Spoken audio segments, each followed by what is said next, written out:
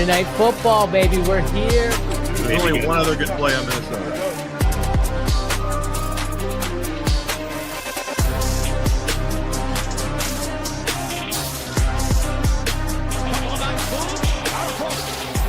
Touchdown in 46 seconds. Punches back. Touchdown.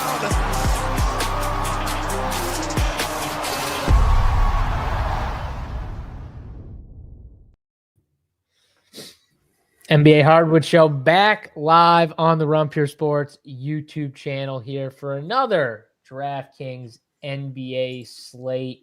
Nice slate we got here. What do we got? Like 8 games on this DraftKings slate here, 7 through 8 o'clock games. A bunch of news already coming down the pipe here with some of these teams. You see clearly tanking. What tankathon? What are we in for? It's starting. Clearly. Yeah, it had already started. We've seen some of these teams be in the tank for the last month or so. And yeah, we're going to get the tanking teams trading away pieces and, the good teams, the contending teams acquiring pieces. We got the big trade between Memphis and Utah with our guy, Jaren Jackson Jr. heading to Utah. And, Wolves trade. I don't know if you saw that one. JSU came down in the last hour or so.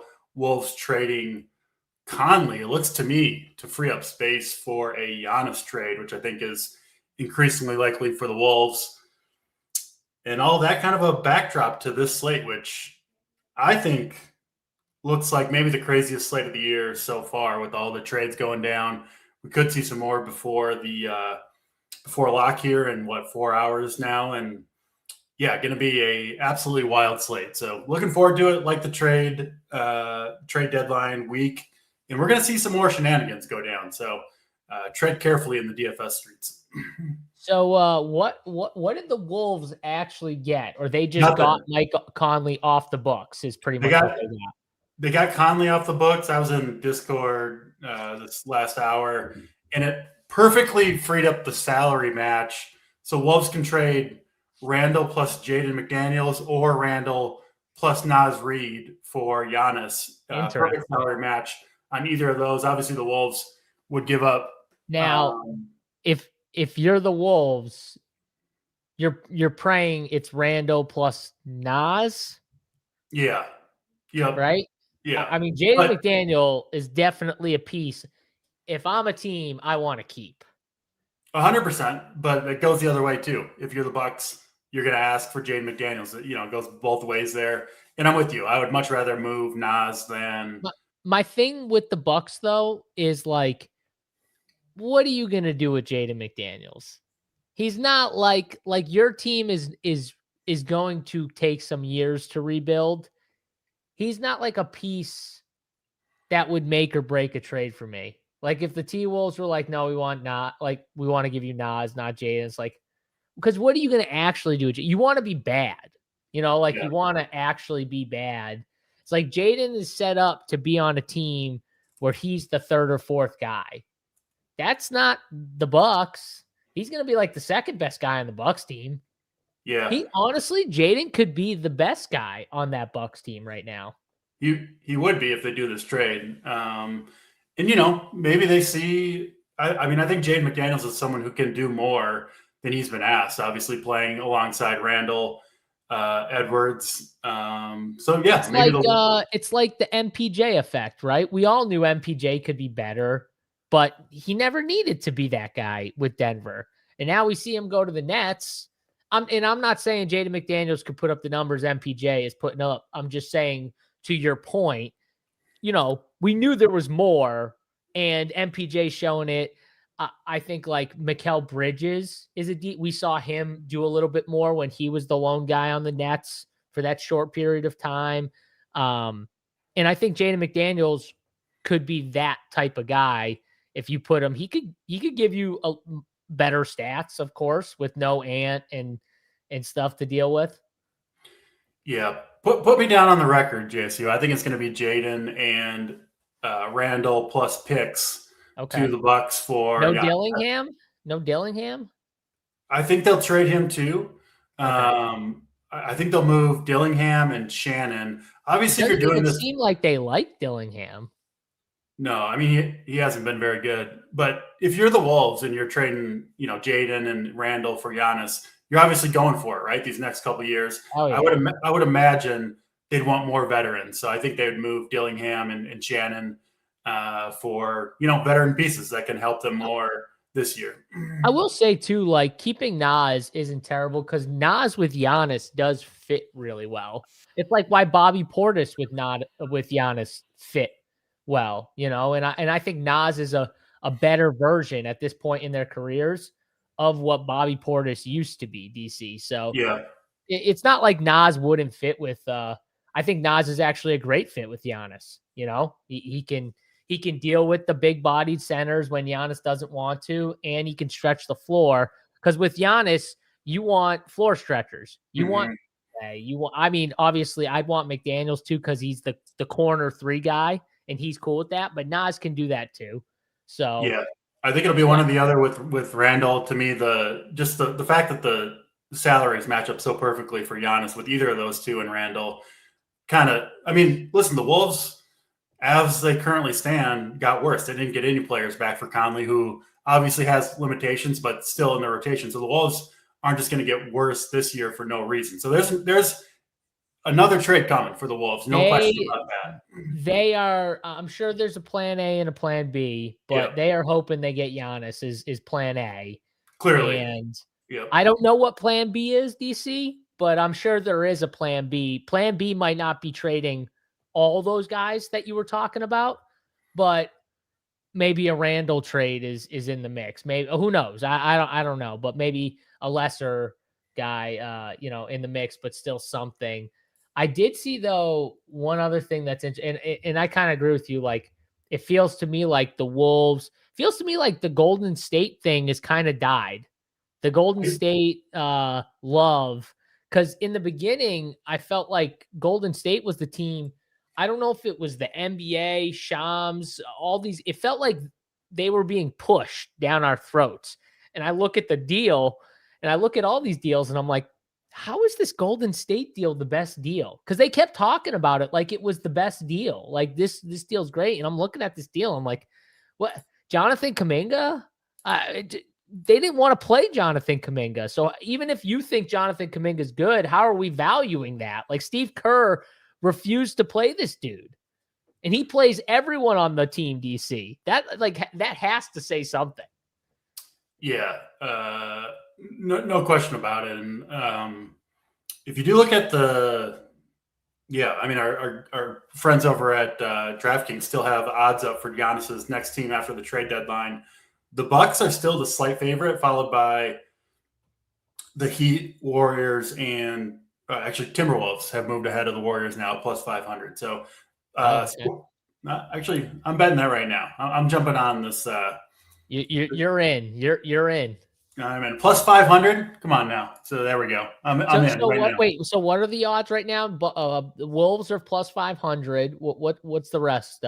Bucks are minus 125. So the Okay. Bucks, they still think they're the favorite to keep him. Heat plus 350. Warriors plus 550. And where'd the Bulls go? Because at one point the Bulls were like plus 250. I feel like, and did they fall again? Yeah, I don't even see plus 1100. So they are tied with the Cavs for fourth. Okay, yeah, they're not. That's not happening. I never believed that. Anyways, I just thought it was fun to kind of talk about there. But yeah, no, Warriors have involved Draymond Green in active trade. Yeah, I mean, if I'm the Warriors, I'm trying to get rid of Draymond Green as fast as humanly possible. That guy's done. He's done playing ball. He wants the podcast. He wants the podcast, DC. Let him podcast. I'm limited to a $7.99 bet on the Giannis trade, so I'm not going to get rich on this one. Damn, $7? $7. That's it? Yeah. Well, you'll just have to take your. Maybe you've got a higher limit than me. You can get in on the Wolves plus 500. Well, I'm a known donkey for betting all like high stuff. So DC, I probably let's see. Do you think I can get $100 down on it? I don't know, but I want to find out. I want to find out too. Let's see. Yeah. Let's see. So NBA Where is it? Like under futures, or is there? It's like Yeah, scroll all the way over. Yeah, and then player next team, way over at the end. player season specials, team One more. futures. No, Player next team is what I'm looking at. player next team here. I see player season specials. I see 26.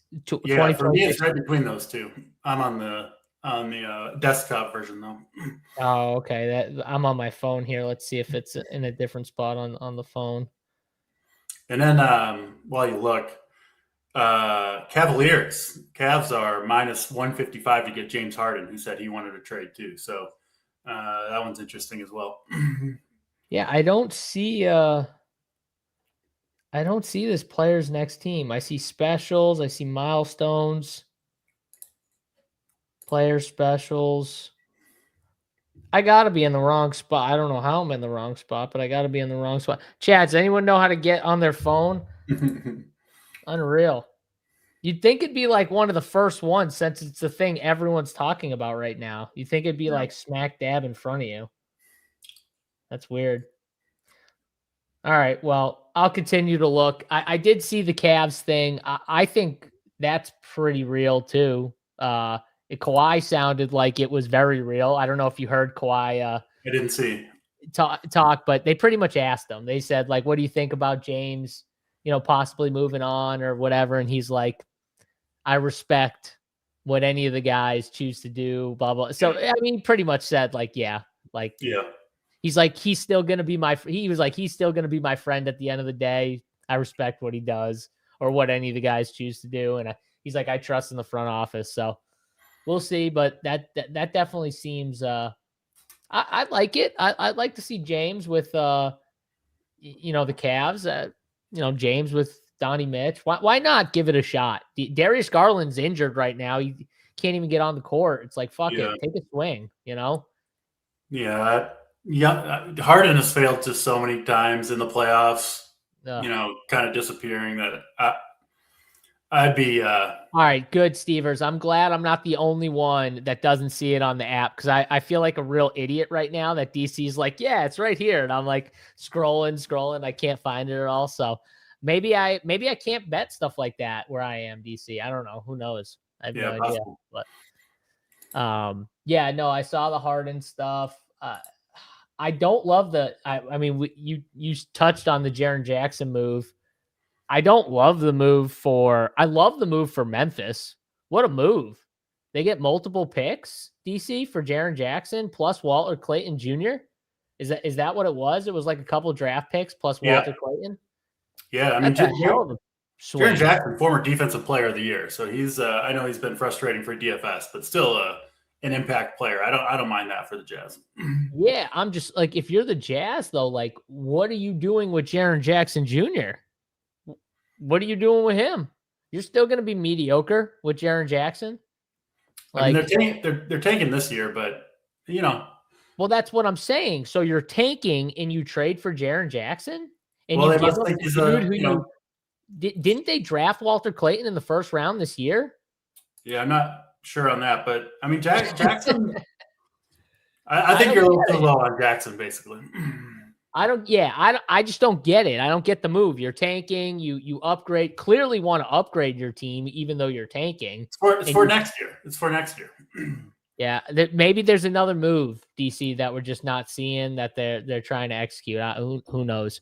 Yeah. So yeah, that's interesting. Interesting move. I love it for Memphis though. Fuck it. Get your draft picks.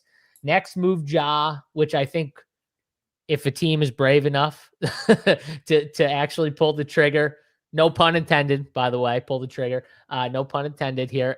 Pull the trigger on Ja. Then God bless them. I saw a thing like the Heat could potentially. I'm like, Pat Riley would try and trade for Ja Morant. Like, that would be something he'd try and do. Like, fix Ja. Yep. So, yeah, we'll see on that one. Laurie, Triple J, Kessler, front court for next year. Yeah, I mean, that's a beast of a front court. I'll say that. It's a beast of a... Keontae can play. I like it for both teams, honestly, Memphis and Utah. Yeah. Yeah. No, I mean, the front court's legit. Ace Bailey, I'm sure they're hoping Ace is going to be a star and they get a good pick this year, DC. I mean, who knows? Do they still have this year's pick? They didn't trade this year's pick, right? I assume. Probably not. I'm not 100% sure though. No way they could have traded this year's pick. There's just no way. But yeah, yeah. So who knows? Maybe they get one of the.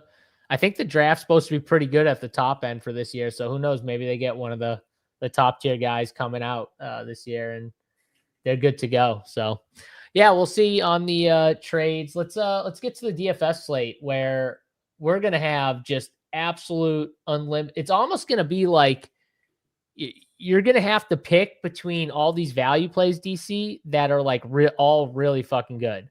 And on a different slate would be like the top value, but because we have so many, it's going to be hard to decipher. And who knows? Maybe that creates some lower owned value plays that are still as good as some of the higher owned ones. But I mean, clearly, we should just start with the Indiana-Utah game. Yeah, let's just start there because, I mean, you want to look no further than Tank. Pascal Siakam, Nembhard, Neesmith, the whole starting lineup pretty much. And then they're like, you know what? Mathurin, TJ McConnell, you guys rest too, DC. They don't even want us to have TJ McConnell fun, DC. They don't want to give us some 25 minutes of TJ McConnell. They said, nope, we're not doing that. So pretty much all the good players from Indiana are out. And on the Utah side, they're also what we got? Keontae George out, obviously Walter Clayton, Kevin Love doubtful. Didn't they rule out Nurk, or am I crazy?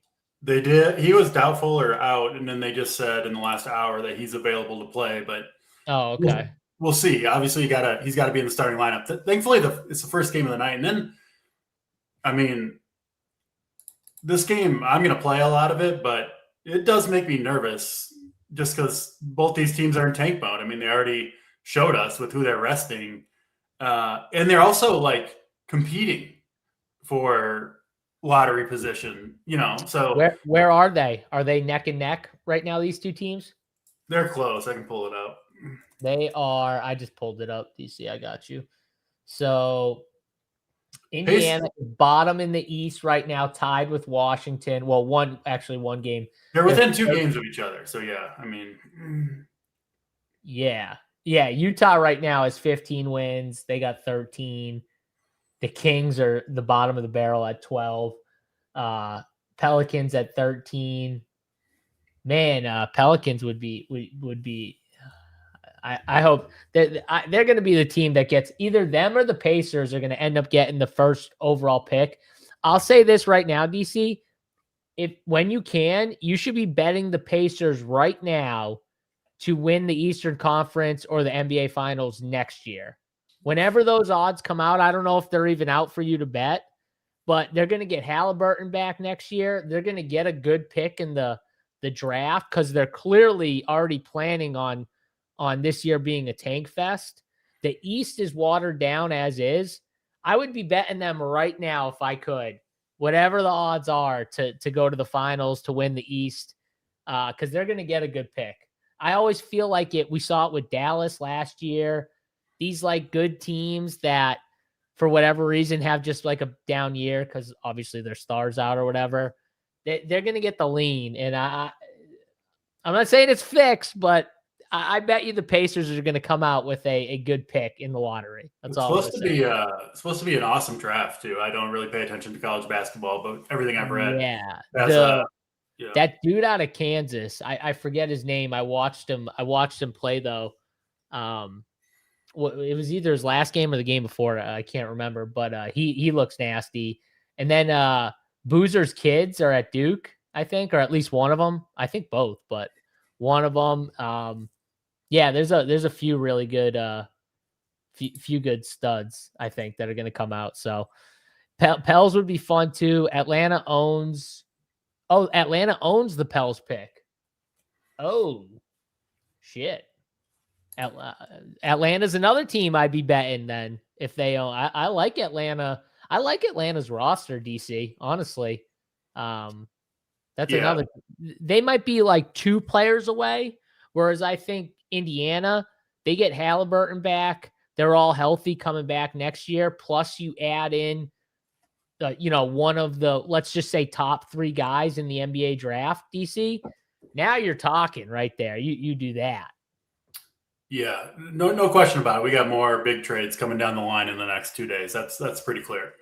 Yeah. No, I just wanted to throw that out there. But all right. And Nurkic is probably going to be a guy I would assume Utah be trying to trade, because there's no way his value isn't as high as it could ever be. Like, his value probably never gets higher than right now, the way he's been playing. Yeah, I think there's a good chance he'll move too. Yeah. JJ playing like an MVP for Atlanta. He is. You won't find 2 bigger Jalen Johnson fans than me and DC on this show. I mean, DC might be the biggest Jalen Johnson fan, and I'm right up there. So definitely love Jalen Johnson. He's a beast for sure. So the Indiana side is definitely going to be the side, DC, that I think is like a little easier, just because they were already missing a couple guys as is. And then you rule out, like 5 of their key players on top of it. And it's like, okay, it makes you like pretty thin. Whereas like Utah, they still have like, well, actually they lost a few bodies too. So even though Nurk's in there, I don't know, like, what are you doing with this situation here? Is it just like wait for the starting lineup, which we'll get at 6:30, and then go from there? Because these teams could play, a little bit of fuckery on us. Absolutely. We got to see the starting lineups here. Like I said, thankfully, the first game of the night, we'll see what they do. I guess we'll just start with the Indiana side. I mean, they're really thin, especially at the guard positions. Nembhard, McConnell, obviously Halliburton, Mathurin, Neesmith, Siakam, all out. So I've got it sorted here on this game by value.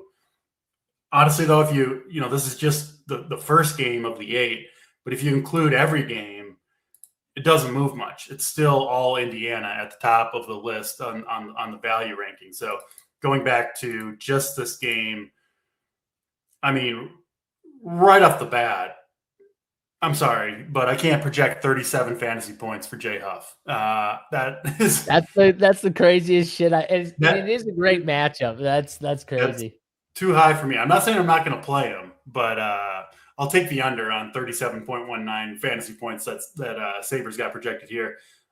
They still do have Isaiah Jackson, and then we'll see on Micah Potter. Obviously not a big game, but he is in the rotation. He's questionable to play in this game.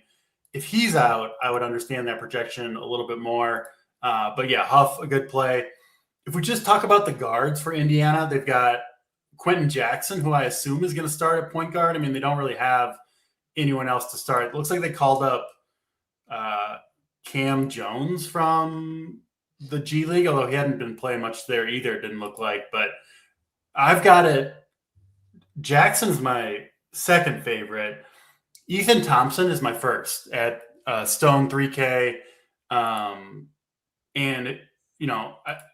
These guys have played so few minutes, and especially without all these guys on the court, that you can almost have to look at like other data other than what they've done this season, because the sample sizes are so small. They haven't played together.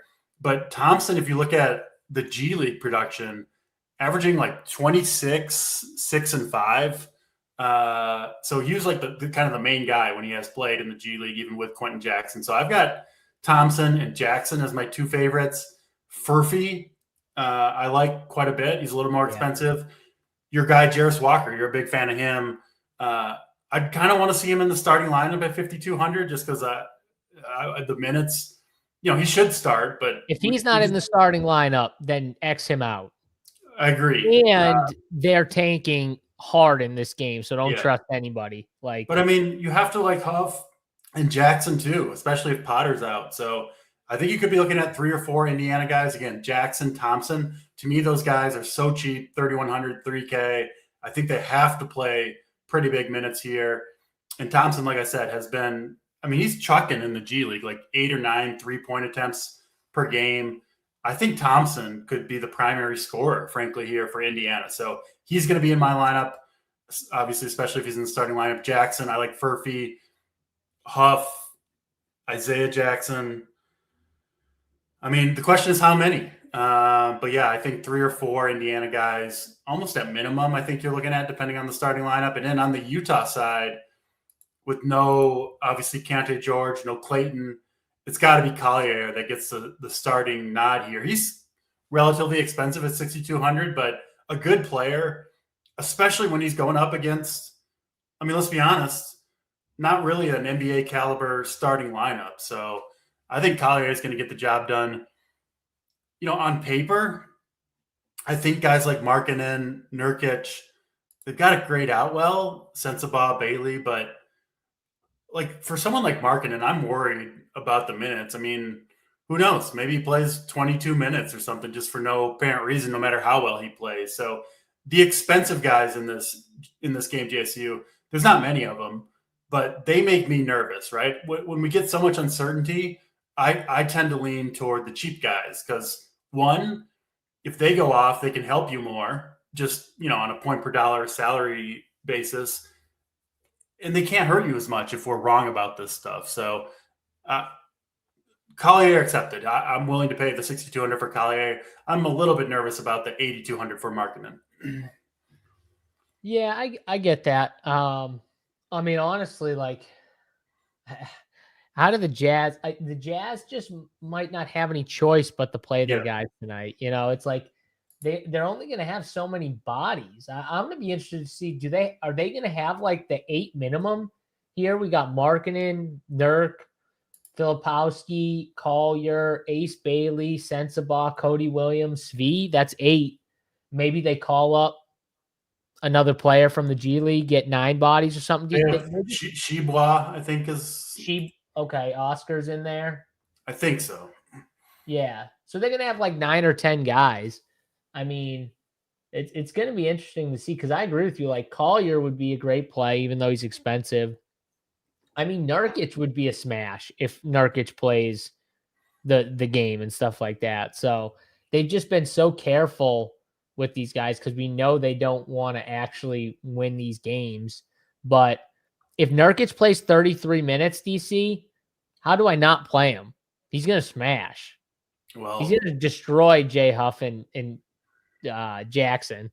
The problem is you're not guaranteed those minutes. I don't think. No, you're not. So that's the thing. You gotta make. I think if you play the Jazz though, you go in on the Jazz is the way I look at it. Like the Pacers are a different story, but the Jazz, because they're so expensive. I think if you're playing them, you should play like 2 or 3 of them, and just hope they play the whole game. Yeah, I'm playing Collier no matter what, assuming he starts again, and that's all signs would point to that, but I'm not. Yeah, so they're gonna have like 2 guys like Oscar's gonna probably be there, and we're probably missing one other guy that'll probably be. So you're right; they'll probably have 10 available guys. And they're going to play all 10 guys. I mean, let's be honest. They're going to empty the bench here. So, yeah, like I said, Collier is going to be in my lineup. All right, John Smith -H2Y. John Smith has never watched a Run Pure show in his life because if he did, he'd be tilted every single show, and I mispronounce like. I apologize profusely for including an I in. Imagine we're getting killed right now, DC, for mispronouncing some names. Oh shit! I mean, that's just we're only on game 1. Just wait, John. You're going to be tilted as fuck when we get through all these games. Well, he can take a 5-minute timeout. John's taking a 5-minute timeout here. I haven't done that all season, but yeah, we're. Was he even saying to you? Because I definitely mispronounced his name, probably. But doesn't matter. He's on timeout either way. It's done. DC's not taking any shot. I wasn't even going to give you a timeout. I was just going to. Don't have time for it today, John. All right, DC's not taking any shit today. It's good to know. Pacers side, the only thing that I will push back. Well, I'll push back on one thing. I probably would go. You said you have Ethan Thomas one. I would have Quentin Jackson one for sure. I think those are the 2, Thompson and Jackson. Yeah, so I'd have him 1. I'd have, as long as Jarris Walker's starting 2. Johnny Furphy 3, and then Thompson, J Huff, 4-5. Those are the 5 that I'll probably play unless Micah Potter's ruled out. Then I think you could play Isaiah Jackson, then I think I will maybe click some Isaiah Jackson if he's out. And I think you could even play Jackson and Huff together if Micah Potter is out. So that's why you just take all those center minutes and go from there. So, yeah, just a little different rankings from you. I want to see like Furphy. He's been starting. I just want to make sure he's in there, but I assume he will be. Furphy, Jarris Walker, Quentin Jackson. I think those are actually like the 3 best plays. And then J Huff 4 and Ethan Thomas would be 5 is the way I'd rank it. So we're a little different there, DC, but either way, we're not arguing that the Pacers plays are bad. We just have a little different ranks on, I think, the 1 through 5, I guess, of this. Cam Jones is actually projecting decent. I got to look more into Cam Jones because I don't know if I've ever seen him play, DC. I can't even think of him. Is he like a rookie? Has he been in the league? I don't know much about Cam Jones either. He's 23. He was a second, 38th overall pick in last year's draft. So, okay, he's probably going to get some serious minutes here, would be my guess. Yeah, I mean, knowing Rick Carlisle, who the hell knows what he has in store for this game. That's the one thing that scares the shit out of me right now. But yeah, we'll see. Good game to kick us off with here. Let's move to Knicks and Washington here. Next game up on the slate. DC, the Wizards. I've been kind of struck by these Wizards a few times. I've been pretty tilted the last couple games. Keyshawn George has let me down big time, but he has a massive ceiling. They get Sarr back. What are we doing here? I think Washington's the team I want to hit on first. Still no Trey Johnson for them, no Vucevic. But outside of that, pretty healthy here. What are we doing with Washington? Yeah, I'm with you. I've been burned by this team. Sarr has been awesome, but they do have Bagley back, which should reduce Sarr's minutes to the frustrating, around 30 that he'd been getting. He'd kind of get more minutes when Vucevic and Bagley were out. The truth is a lot of this slate, it's a high bar to clear, right? Because we've got all the value that you need in the first game that we talked about. So I'm not going to any Washington value. I don't see much here. Let me know if you see otherwise. It's just, I just don't see any other way to play this slate than pure stars and scrubs, because you're going to have all the salary to spend. The value's too good on Indiana and Utah. So I really don't see much from, I'm just not playing Bub Carrington at 5,600. I would take Quentin Jackson straight up at 3,100 over him on this particular slate. So I'm out on Washington. New York has some interesting spends. I think you're going to have to likely spend at the center spot, given all the value at guard. So Towns, I like at 8,300. Probably my favorite overall play in this game. Again, I don't think Brunson and Anunoby and these guys are bad plays in a vacuum for this game, but on this slate, I kind of think they are. So mostly just Towns in this game is what I'm looking at. Vucevic's being traded to Boston. Is that a rumor going around right now? I missed that one. Maybe it just happened or I missed it, but I didn't see that. Yeah, I didn't see that, but maybe it just happened, and or maybe it's a rumor. Oh no, it's Vucevic, the real Vucevic, not Vucevic. I said Vucevic, and I was like, Simons for Vucevic is what the trade was, so that makes the Bulls. Yeah. Well, I knew it was coming because I said DC all year, because I've listened to enough stuff. I knew that Anthony Simons was just like a stopgap. They were going to unload this dude. It was just a matter of who. And then you got the report earlier today that Boston was looking for a big. They got one. They got him. They got a pretty good big. So that'll be interesting on Boston. That was definitely their weakest point, DC, was the center spot.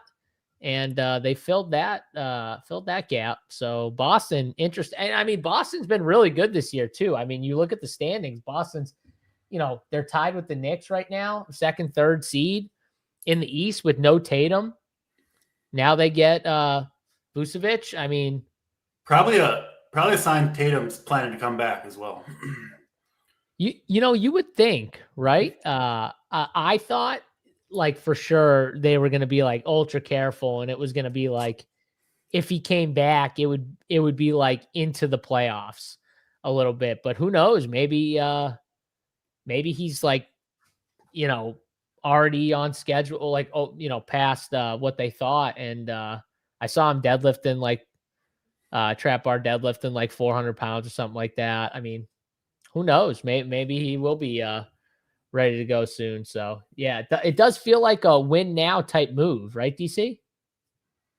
Yeah, I hope the 400-pound trap bar deadlift isn't the key factor, because I'm not far off that myself, JSU, and I'm not ready to play in the NBA. So hopefully that's not the key he's factor. A basketball player. You're training speed and stuff like that. So it's not the actual weight that they. I just wanted to brag about my trap bar deadlift is all. That's do you actually trap bar deadlift? Yeah, I do. Yep. Do you? Yeah. I never trap bar deadlift. I just it's definitely the deadlift though. If you're like it's just a safer thing. That's so like it makes sense for people who are, have injuries or coming back from injuries or afraid of their, getting hurt, their back. That's why I do it. Exactly why. I totally understand. Who doesn't trap bar deadlift? Come on now. I do not, J Ruff. I don't trap bar deadlift at all. At all. Just raw, normal deadlift right here from JSU. Absolute raw, no belt, no nothing. Just pick things up, put them down. Simple as that. But yeah, I agree with what you're saying about Washington and the Knicks. Like I don't feel forced to have to play these guys, especially when some of these guys' price tags are up due to like players being in and out, like you were saying with Bub. Stuff's like, why? I'm not playing them. And honestly, like, I don't want to play Washington. Like, if you were to play Washington, though, it would just be their stars. And I think it's the same thing with the Knicks. Like, I don't need to play Knicks, but if I were to play some Knicks, it'd be the top tier guys. It'd be taking a shot on Brunson or Cat. Actually, Josh Hart's been pretty friggin' good, DC. I would leave him in the pool as well. Just with the way he's played, I could see him having a big game against a team like Washington. Still no Mitch Rob or Miles McBride too. So not saying that's like a huge thing, but it definitely helps a little bit not having those type of guys, coming off playing decent minutes. So yeah, it's the stars really from this game. So that's the way I look at it. But that's that makes the Bulls guys a lot more interesting tonight. Yeah, we're gonna get there. I mean, Boston's in there too, right? Yeah, Boston's in there too. I mean, he's obviously not playing tonight, but yeah, it kind of helps this slate a little bit. That's interesting. DC, that's another thing you touched on, but like you're totally right. Like it's gonna be tough, but if you hear anyone in like a rumor of being traded, like you got to be really careful the next like couple of days leading up to the deadline, because we've seen guys like just not play or get pulled and stuff. Like it happens. Yeah, it's gonna happen. Hopefully not to our teams, but it's gonna happen. Caleb Williams and Towns would be too zesty for one city. I agree. CW, I agree. I don't love that mix right there. I'm with you, and I'm a Caleb Williams fan. But I'm with you. It might be too zesty. Let's go to Denver and Detroit, DC. I think a similar path for this game. I like Cade a lot, actually, in this spot. I haven't played Cade a ton this year. He's been pretty, like, consistent, though. We haven't seen, like, the smash earth ceiling consistently, but we've seen, like, the 50, 53, 55 point consistency from him. I feel like a lot of these games, he's been pretty good. I would like to see that like next tier level for fantasy, but I do think a matchup against Denver could be what we need for Detroit. I mean, a lot of these games too that they're playing, they're like blowing teams out in a lot. Like go look through like the last 10 or 15 games. Like there's a bunch of blowouts in there. Yeah, and honestly, most of our rest of the show should be talking about these expensive guys because that's where the decisions are going to have to be made. I mean, Right. Again, we're going to have to play stars and scrubs tonight. I don't see any way around it. So that means all the expensive guys are key talking points because you're going to have to go to some of these guys. I do like Cade Cunningham. I think he's an awesome spend tonight, given the context of the slate at 10K. So yeah, he's definitely on my short list. Joker has played he's been back for one game. 2 games, right? 2 games now. You're right. 2 games. Played 25 the first game, and then 29. So you would think into the 30s here in a close game for Joker. He looked good in both games. Looked like himself, I thought, despite the lower minutes. Not huge. Actually, yeah, he was awesome in that first game. 61 fantasy points against the Clippers. He's got the Clippers number.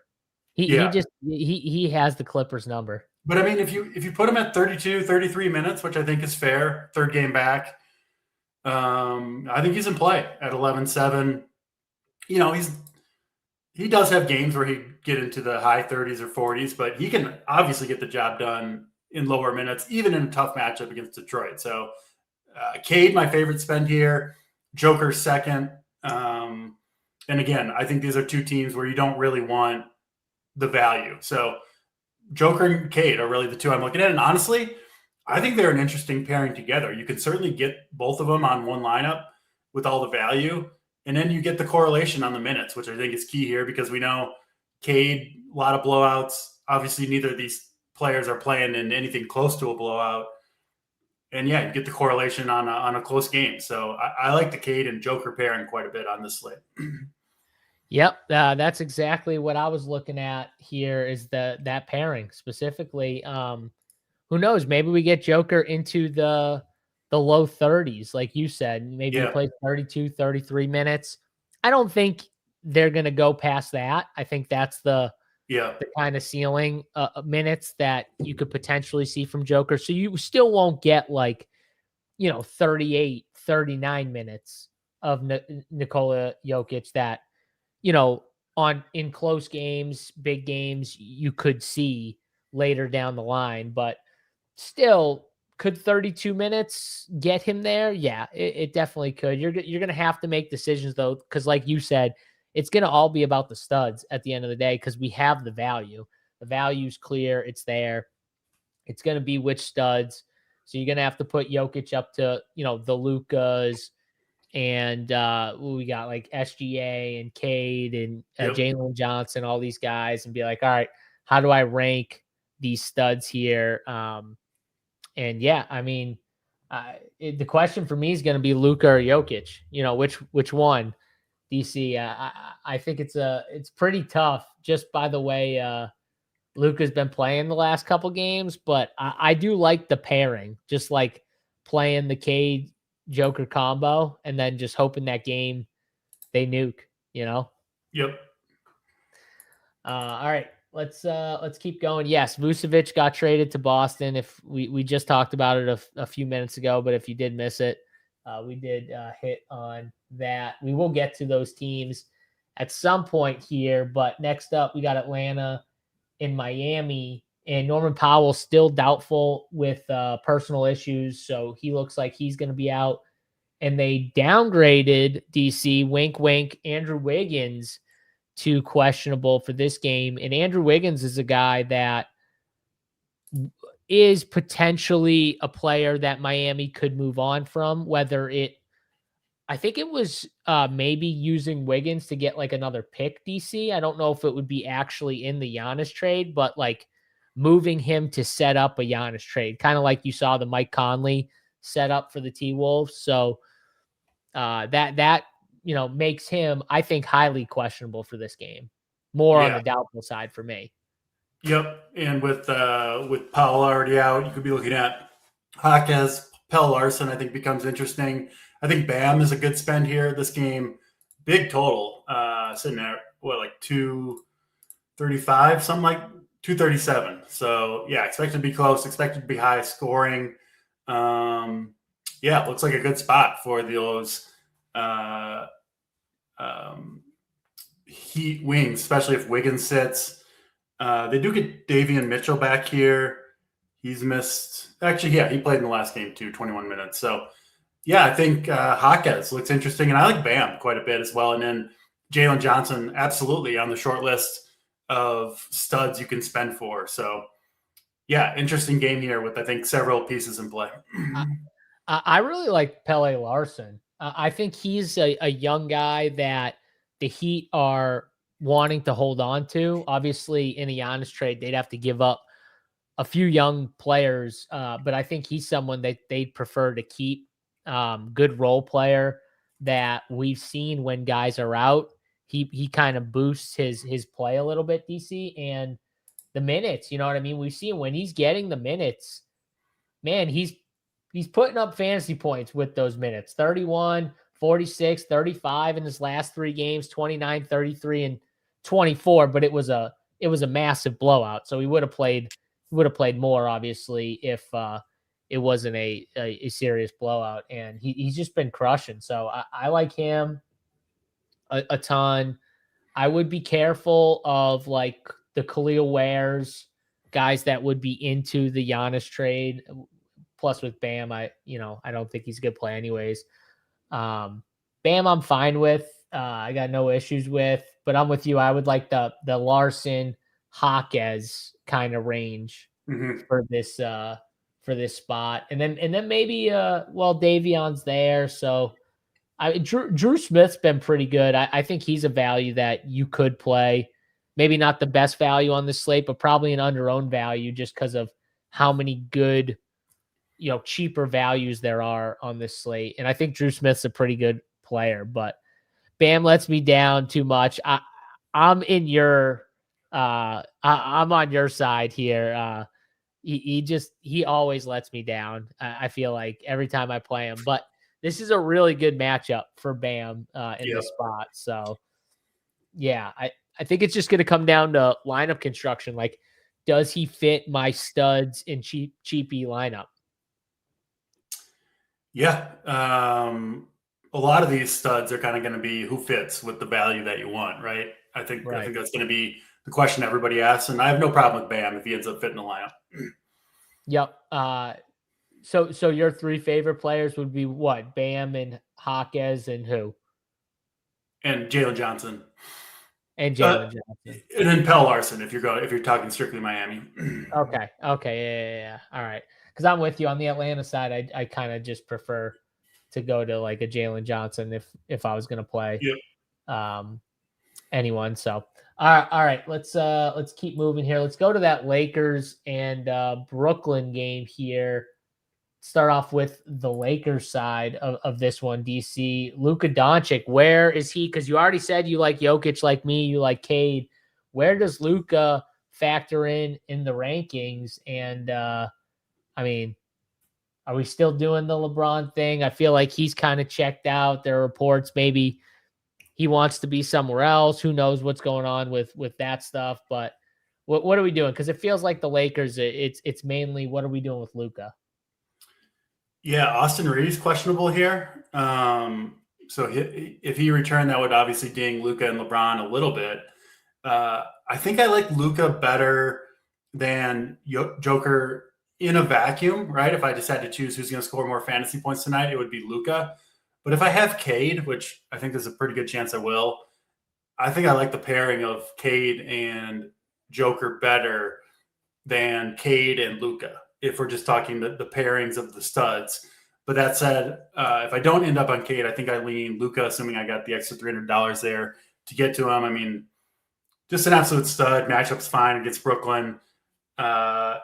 And we'll see on Austin Reeves. Hasn't played in a long time, right? Or did he come back one game over the weekend that I missed? No, I don't think he's played yet. Yeah. So Luka looks awesome. I think LeBron's fine at 8,600, but I think I'm getting all the way up to Luka if I can. Not going to any of the Lakers value pieces. and Brooklyn, they look pretty healthy here, right? So Yep. I just can't see playing value pieces from these healthy teams. There's a few of them. Brooklyn's one of them. Seems So like a give me great the- MPJ spot. What's that? Maybe a great MPJ spot, though. Yes, MPJ I'm fine with. He would be the only Brooklyn guy I'm looking at, and then Luka, and I think LeBron's fine, but I don't think I'll get there. So yeah, give me the studs here. That's going to be the kind of the theme of this show. But Michael Porter Jr., Luka both look like good spend ups to me. Yeah, I wonder if the Nets end up making any moves. You know, they've got some guys that I would assume they want to lean more into the young guys on their roster, but they still have some vets and players that I feel like they could move off from. I'd be careful of like the Nick Claxtons over the next couple days. Who knows? Maybe the Cam Thomases. Who knows what they kind of I don't know. So, outside of MPJ, DC, I'm kind of out on the Nets and kind of similar with the Lakers. And like you said, if Austin Reeves comes back, I do think it hurts Luka to where it's closer of a conversation with him and Jokic. Yep.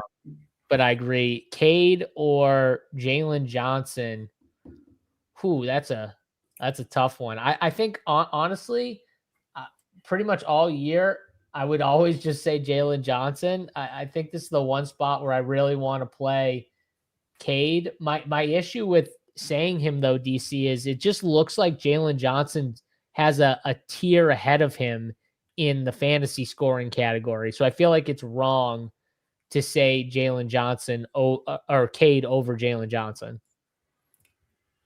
I'm with you. I think it's close enough where it kind of comes down to the roster construction, and the guard spots to me look more valuable than the forward spots in terms of the value, which is kind of why I lean Cade. But listen, if Jalen Johnson, if you can find a way to fit him with the value pieces you like, I have no issue whatsoever with that. I was just wondering, can I play Cade, Jalen Johnson, and Nikola Jokic in the same team? And I think it's possible, DC. I think it is too. So I might play them both, honestly, Andrew. Jalen Johnson, king of the court. I think he's a pretty damn good pick for the king of the court. I will say I bet DC will probably pick him at the end of this show. I don't know that for a fact, but I think there's a pretty high chance that DC will be putting his $5 hard-earned dollars on Jalen Johnson to be the king of the court tonight over on DraftKings Sportsbook. All right, let's go to Boston and Dallas here.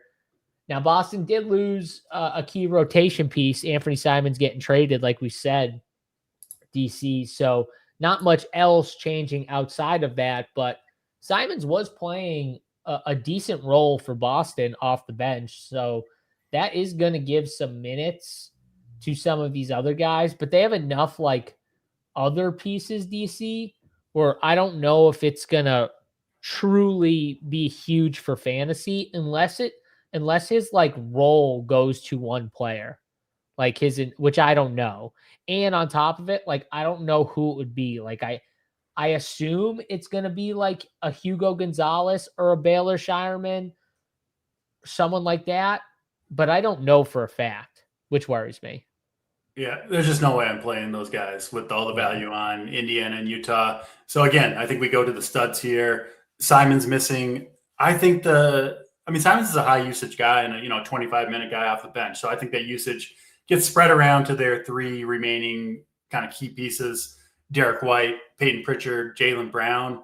I think Brown is the most interesting. We've been kind of on when all these three guys are healthy, I prefer spending up for Brown. I think you've been that same way for the last month or two, and I'll hold that opinion here. I think Brown a really good spend up at 9,800 with no Simons. Good matchup against Dallas, and we got the salary to spend. So I think Jaylen Brown is the best piece on Boston. I don't have a problem with White or Pritchard, but it just doesn't seem like the slate context for those guys. So yeah, maybe they just get the bump, DC. Who? Maybe just White and Pritchard though get the bump with no Simon. They definitely get a bump, no question about it. I'm just not sure it's big enough given all the value and all the studs that we can spend up for. So Jaylen Brown is the guy on the short list for me with Boston. I'm not going to their value. And then on the Dallas side, obviously no Anthony Davis, no PJ Washington. Looks like Williams is questionable, I believe. So I don't mind Flag. He's been awesome, 8,500, but not an ideal matchup and expensive. So I think Jaylen Brown, the best overall piece in this game. Yeah, Cooper Flag. I don't know what Cooper Flag did or said to Jamal Mashburn or his family, but did you see what Jamal Mashburn said about Cooper Flag? About how he'd be like, no, I didn't see how he'd be like the sixth best freshman in this class right now that's in college basketball. And it was like right after he scored that 49 piece. I have a hard time buying that claim, but we'll see. Maybe these guys.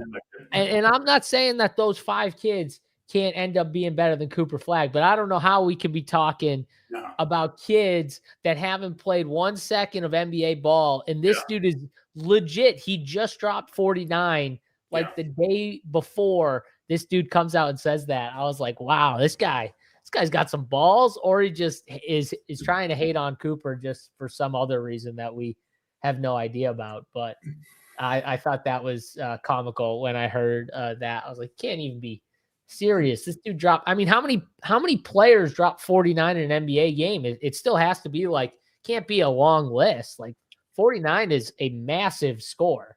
Yeah. It's not a fluke score right there. No, Flag is awesome, and I do think he's a decent play in this slate too. Yeah, no, I agree with you though. I don't love the spot for him, but I don't hate just kind of playing the best player on the team. You have the money to spend. He kind of reminds me of like the Bam play, where it's like if I land in that range, I think I prefer Bam. But shit, like Cooper Flag's got massive upside. So in tournaments, I don't know. Like Bam's going to be owned. I don't think Cooper's going to be that highly owned. So maybe Cooper is like a decent tournament play here, pivot. No, yeah, Flag 10%. That feels fine for me at 8,500. Same with Jaylen Brown at 20%. So yeah, good tournament options. JSU would be hating on Bobby Knight saying MJ is the GOAT as a freshman before he even played 1 game. Probably. Yeah. And I would be wrong for saying that after, but at that point, yeah, I would probably be hating on him too for saying that. So yeah, what it is, 49 and 19 years old. I mean, that's just insane. Who knows? Oh God, don't get me started on the Pro Bowl. The Pro Bowl needs to be abolished.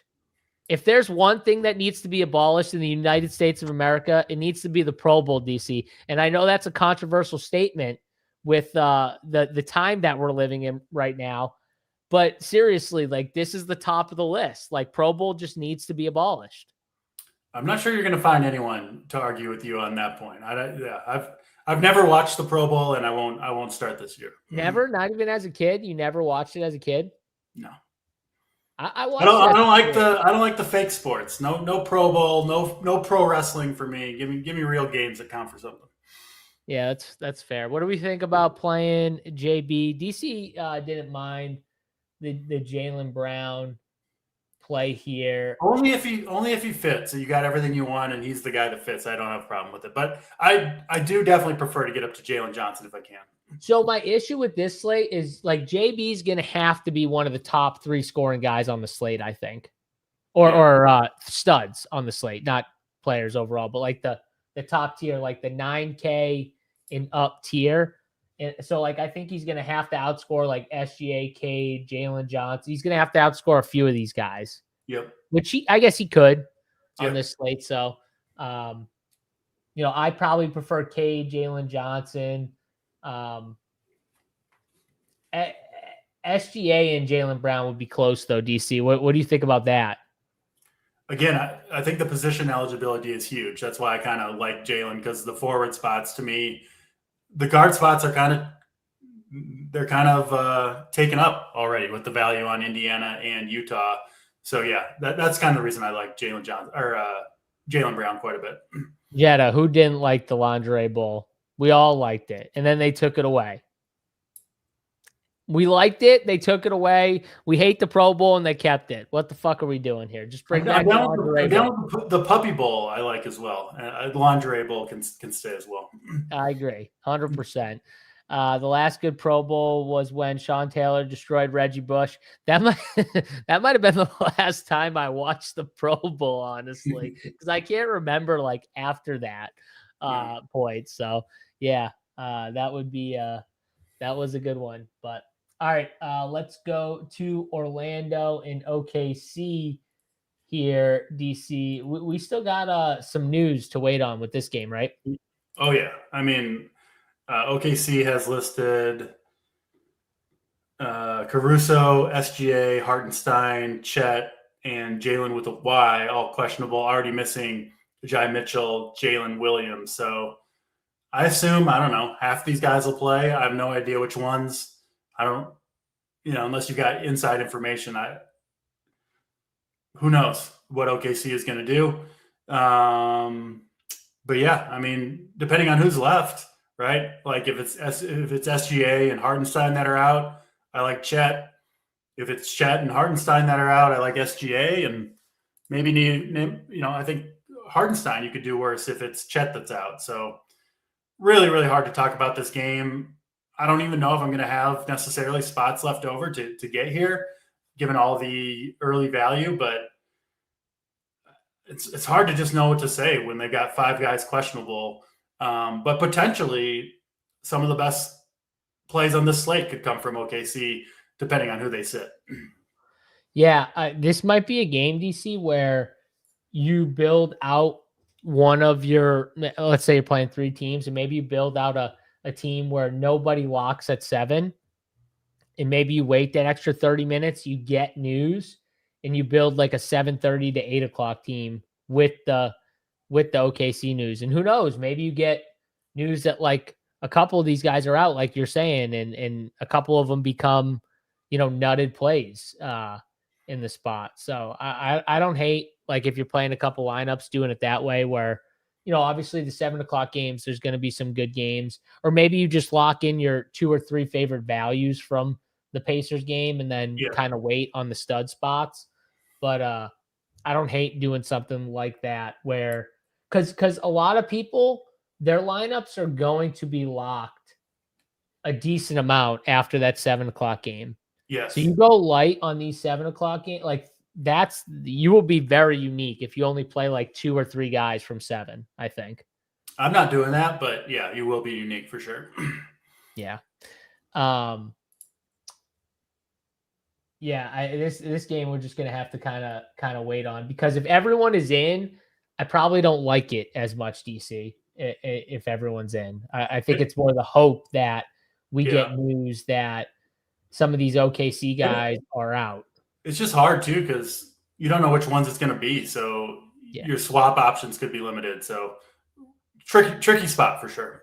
Yeah, tricky spot. You could end up, with nothing you like from the game if you kind of wait on it. So that's what makes it kind of annoying and tricky to talk about and to build for DFS. Let's go to the final game, where I do think we just kind of opened up a massive spot for the Bulls here with no Vucevic. Kobe White's another guy I'm going to be careful of. I know he was linked to some trade talks, DC, with the Rockets, I think was one team. I expect he'll be on the move somewhere by the time Thursday hits. Now, he's going to end up being, I think, popular now with Vucevic out, or intriguing. So what are we doing with Kobe White here? What are you doing with him? Because I want to be careful with him. Yeah, Bulls is a good spot, though. Good matchup, obviously, too, against Milwaukee. So they traded Huerter. They traded Vucevic. We have Jalen Smith also questionable, who I obviously would start in this game. I like Jalen Smith if he plays. Another guy you could kind of include if you are going to gamble on the OKC news. He gives you another swap option, forward or center eligible. So if you are hoping to get some OKC value, I think I would include Jalen Smith, because you can obviously swap off him the more options that you have. but a good spot for him. He's been good. 6,100, not cheap, but interesting. And then they're obviously thin at the guard position. Dosunmu, Kobe White, no Josh Giddey in this game. This could be a really good spot for the Bulls guys. So if I'm playing OKC, I think I'm including a couple Bulls guys and then leaving myself as many options to swap as possible. So that's the way I would play the Bulls. I would combine them, I think, with OKC and then just kind of see how it all shakes out with who's in and who's out if we don't get that news before lock. And then the Milwaukee side, I mean, there's just no way I'm paying $8,700 for Ryan Rollins on this slate when we got all the value, get up to Cade or some of those kind of true studs. Rollins has been good. He's earned the price tag, but I won't be getting there myself. Portis, also questionable. I think Kuzma, I hate Kyle Kuzma, but I think he's a little bit interesting at 6,600, especially if Portis misses. But I'm not going crazy with Milwaukee here. I think Chicago, clearly the more interesting side of this game. Well, you don't like what's his name? Yuki? Yeah, the guard for the Bulls. You don't like him? You can try to sell me on him if you want, but I'm not planning to play him. No, I don't think you play him. I was just messing with you. I do think they have a few they still have a few guards though, like Kobe, Io, Yuki. Dalen Terry's actually been pretty good. I don't think he's terrible. Pat Will would be like a really good play I think he's a good play anyways, but if Jalen Smith was out, I think he becomes like a really good value play for this team, probably the best value play. And I think Terry would be right after him.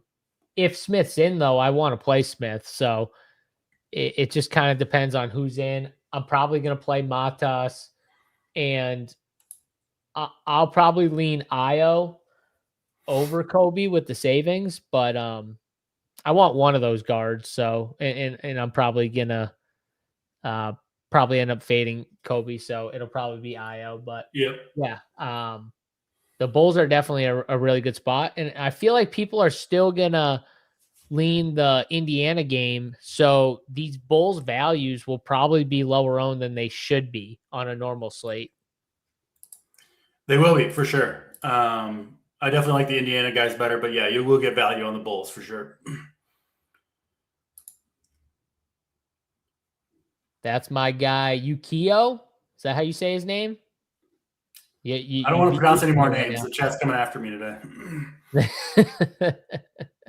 We love mispronouncing names here at Run Pure Sports. Turner or Jalen Smith if he's in. Kuzma is dusty. Yeah, I'm not going. Give me Smith over Turner. Yeah, I'm going Jalen Smith for sure. The Milwaukee side though, DC. I mean, still no Giannis, no Kevin Porter. Bobby Portis, I think, is another guy who he's questionable, but also could be possibly on the move, maybe with a Giannis trade, maybe before or after a Giannis trade. But would kind of make sense for him to be on the move. So if he's out, I do think it does make the bigs better plays like Turner and Kuzma. I mean, what are you doing with these guys? Yeah, Kuzma actually my favorite play here, 6,600. But I would need Portis to be out, or at least have good reason to suspect he'll be out. But yeah, Portis, another guy along with Jalen Smith that I could see, Kuzma rather, along with Jalen Smith that I could see included in, some late slate builds, hoping the news goes our way. Yeah, I've never heard of this cartoon. I've heard of it, but I've definitely never seen it. Yu-Gi-Oh! I've never heard of that, but yeah, never seen it. I don't watch a lot of cartoons these days, so never. I don't either. Maybe it was an older cartoon, but either way, I've never heard of it. Yeah. But I like Miles Turner, I think, a little bit more than you do.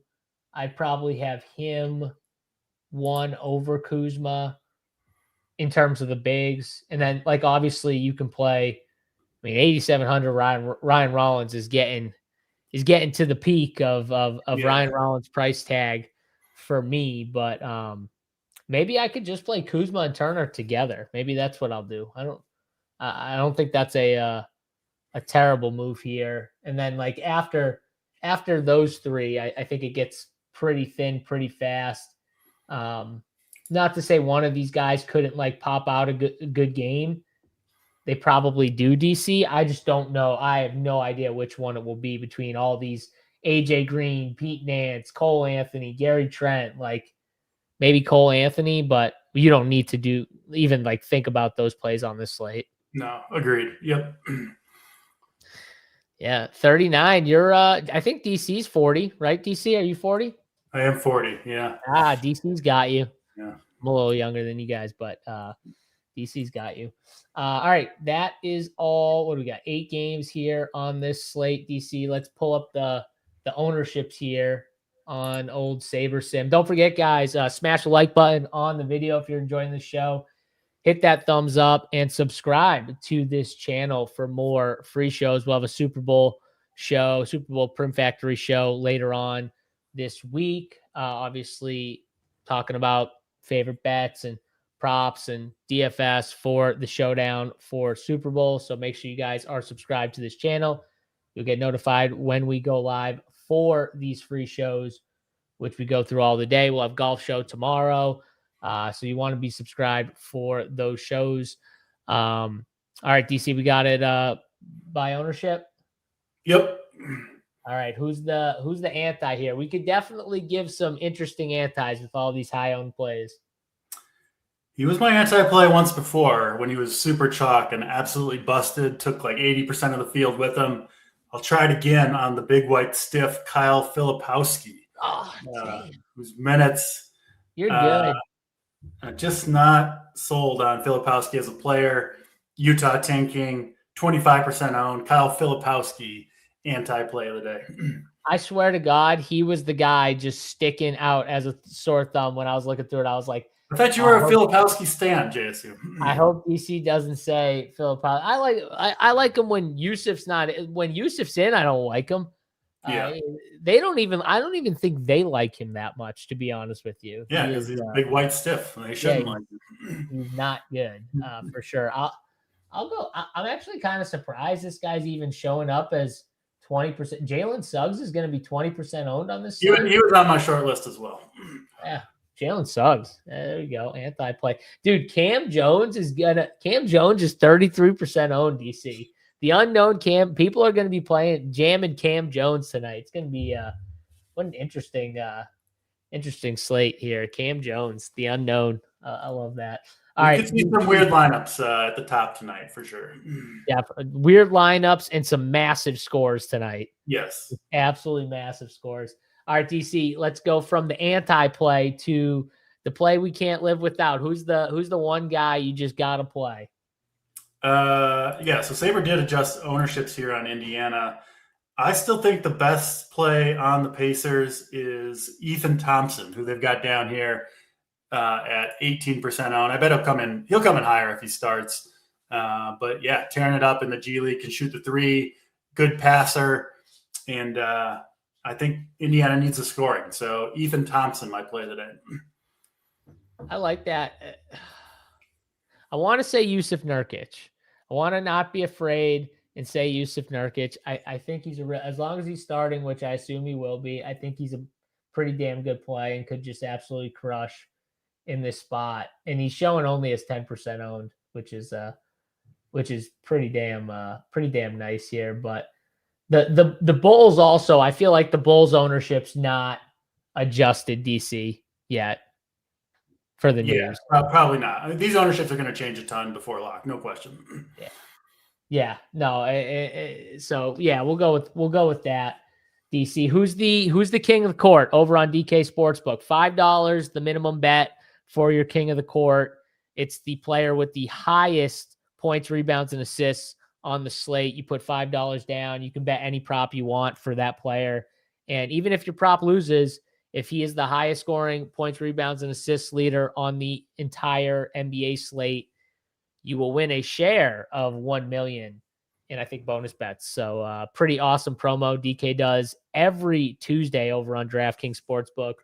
DC, who you rolling with? Or top three, if you want to do top three. It's up to you. I'll give you one expensive guy. I'll go Jalen Johnson. Don't want to let you down over there, JC. You've been on the Johnson train all all year long, all season long. So I'll go him if I'm spending, but I might get frisky and go with my play of the day, Ethan Thompson, and go for the full million. I want to be a millionaire in one night. So I might let my $5 on fire and go with Thompson. We'll see. Thompson or Jalen Johnson. Those are my two picks.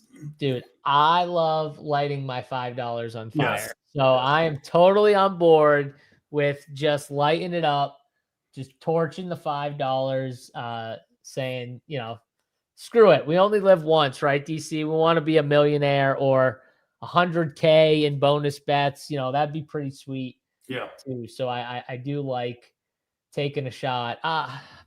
So I think a lot of things could honestly, change my pick depending on, news and who knows, like maybe more guys get traded, DC, before the games tonight. Like we don't know. So there's a lot of unknowns still in play.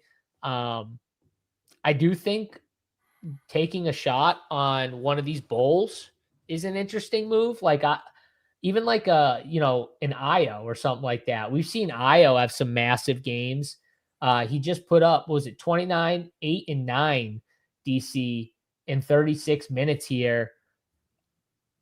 That's a pretty damn good score here. And I think he's an interesting, like low owned type of play that no one's going to click.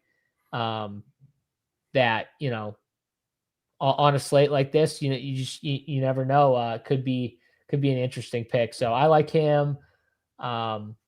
My problem with like picking a Nurk, even in full Nurk nuke mode, I don't think he scores enough actual points, and you need a guy who can actually score. So the one criteria, like if you're picking a low owned guy, you want a guy that at least when he's hot can give you the massive point total, maybe with a few assists, a few rebounds, but points has to be the number one thing, when you're not picking a Jokic, a Luke, because those guys, they're just automatic with like, they're going to get their points, rebounds, and assists, DC, in like some way or another. You're just like rooting that they don't scorch earth. You know what I mean? On this particular slate. Whereas like, Lauri Markkanen could randomly drop 40 actual points and be an interesting play on this slate, but he's not like a lock to do it. He could also have like 18 actual points. So you're going to need a big score for sure. Yeah. Those are the players though, that I like taking shots on is more what I'm talking about. So you need at least 50 PRA. Yeah. I would say so. Somewhere between like 48 and on these bigger slates, you probably do need 50, right, DC? Probably. A lot of stars on the slate for sure. Yeah, no, for sure. A lot of stars. So can't wait to see someone get traded mid-game. Yeah, just pray you don't have that player.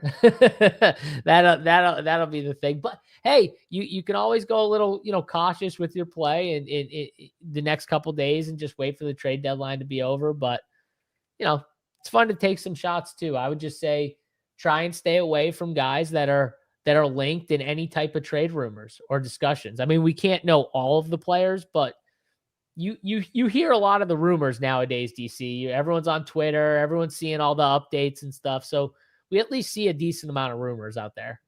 Yeah, no question about it. Should be a fun couple days in the NBA. Yeah, I can't wait. Hopefully we see some big trades, guys. Hopefully you enjoyed this show. If you did, check us out, runpuresports.com for all your DFS and sports betting needs. We got you covered here. That's going to do it, though, for this edition of the NBA Hardwood Show. Don't forget to hit the like button on your way out, and we'll be back tomorrow. I hope Giannis, not to the Bulls, but we'll see on that. We'll check you guys, though, then for DC. I am JSU. Good luck in your DraftKings, DFS, and sports betting over on DK Sportsbook. We're out of here. Peace.